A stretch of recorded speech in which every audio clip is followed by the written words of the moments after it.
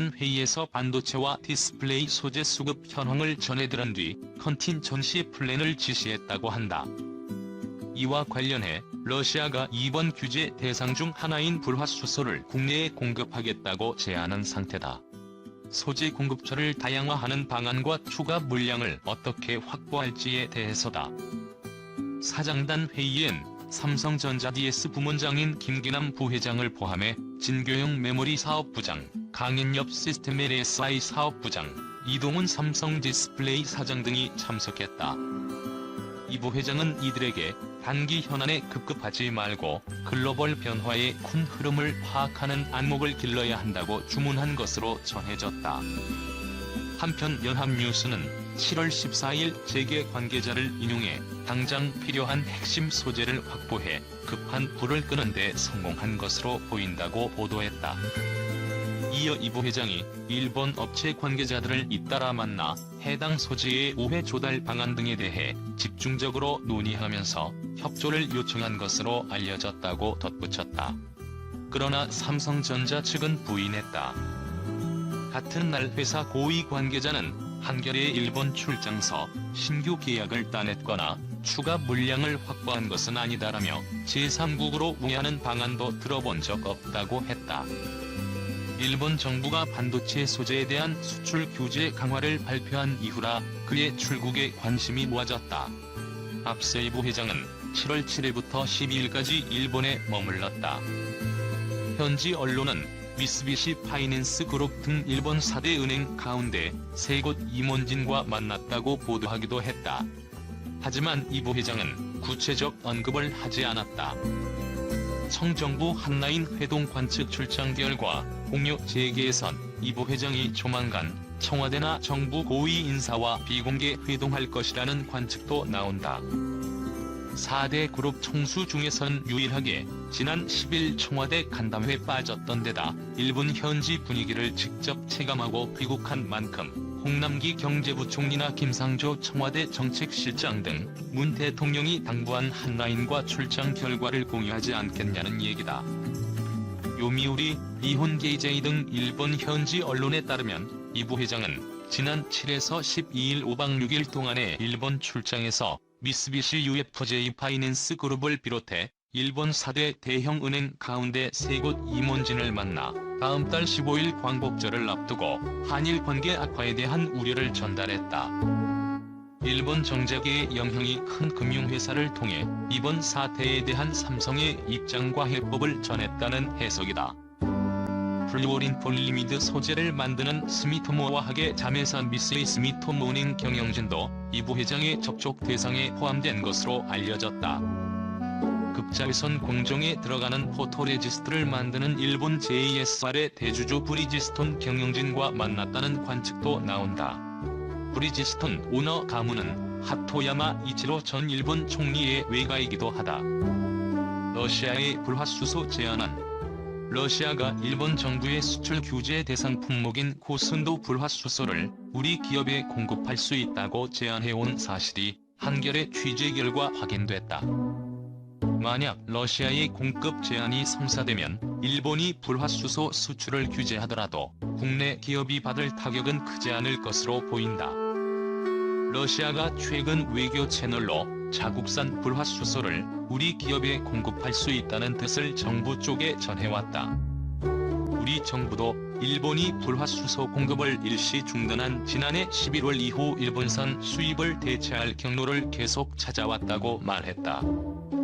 지난 10일 문재인 대통령 주재로 열린 경제계 주요 인사 간담회에서도 러시아산 불화수소 수입 문제가 언급됐다.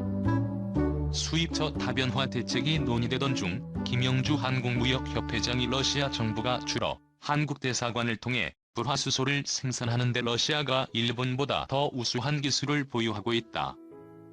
일본산보다 순도가 높은 러시아산 불화수소를 삼성에 공급할 수 있다는 뜻을 전해왔다고 밝힌 것이다. 삼성전자 등 국내 반도체 기업의 주수입처도 일본에서 러시아로 바뀔 가능성이 크다. 다만 공급사를 바꿀 경우 수율을 높이기 위한 시험기간이 필요해 당분간 반도체 생산량 감소는 불가피하다는 게 업계 쪽 설명이다. 한 반도체 전문가는 공정에 들어가는 화학 제품을 바꿀 경우 라인을 안정화시키는 데 6개월 정도의 기간이 소요된다고 말했다. 정부 관계자는 반도체 생산 라인 하나를 만드는 데 1조 원가량이 들기 때문에 설비 보안에 무척 신경을 쓴다고 한다. 그래서 삼성전자도 오랜 기간 신뢰가 쌓인 일본 업체와 지속적으로 거래를 해온 것으로 안다고 말했다. 삼성전자 쪽은 러시아의 불화수소 공급 제한과 관련해 아직 정확한 내용 파악이 되지 않은 상태라며 조심스러운 반응을 보였다. 이 회사 관계자는 현재 쓰는 제품이 아니면 품질 테스트를 해야 하는데 고순도 불화수소는 민감한 물질이라 테스트 기간만 2개월 넘게 걸린다고 했다.